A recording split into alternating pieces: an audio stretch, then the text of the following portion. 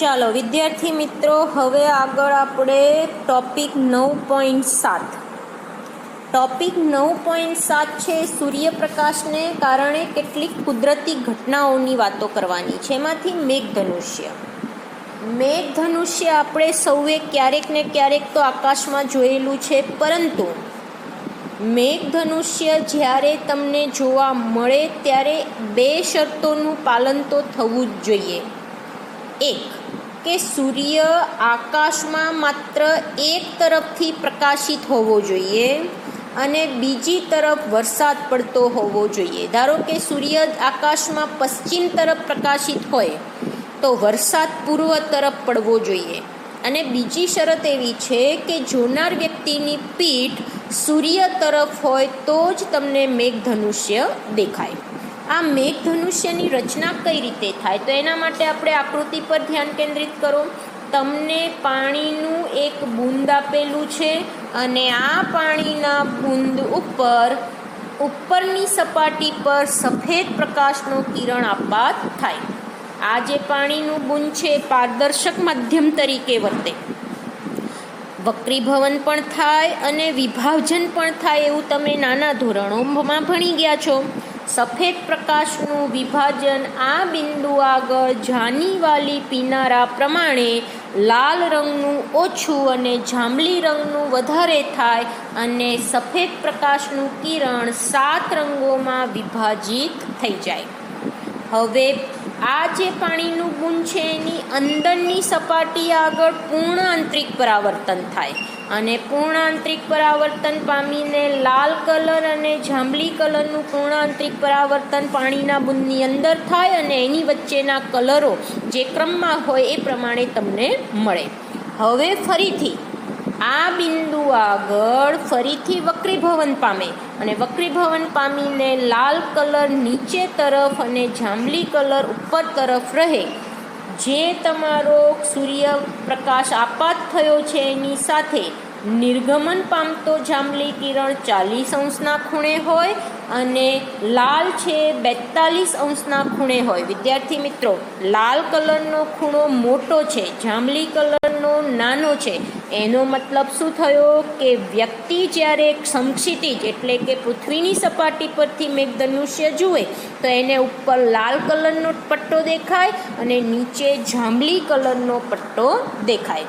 હવે આ જે વાત થઈ એ વાત ક્યાં કરી? એક બૂંદથી.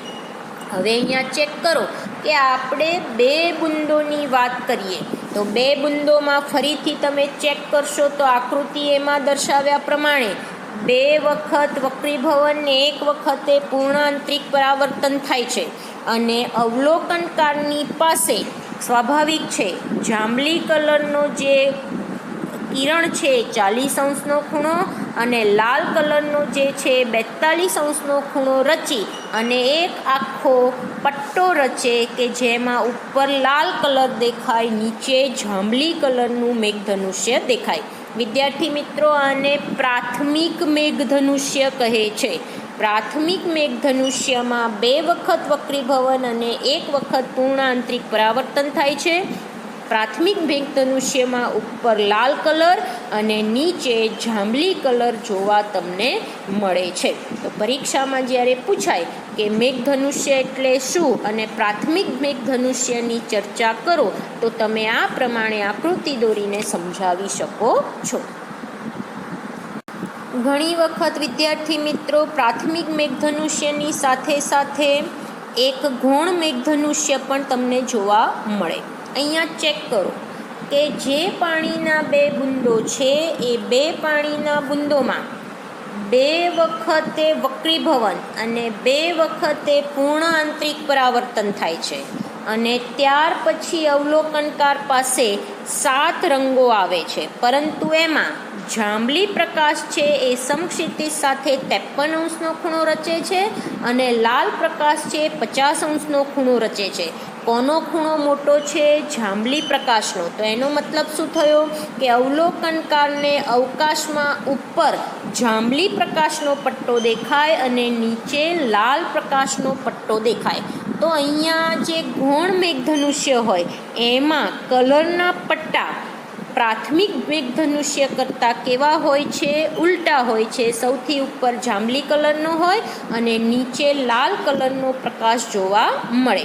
વિદ્યાર્થી મિત્રો, અહીંયા 2 વખતે પૂર્ણાંતરિક પરાવર્તન ને 2 વખતે વક્રીભવન થાય એટલે સ્વાભાવિક છે કે પ્રકાશની તીવ્રતા તમને થોડીક પ્રમાણમાં ઓછી મળે. તો ગૌણ મેઘધનુષ્ય છે એ તમારું જે પ્રાથમિક મેઘધનુષ્ય હોય એના કરતાં થોડીક તીવ્રતા કેવી બતાવે છે? ઓછી બતાવે છે.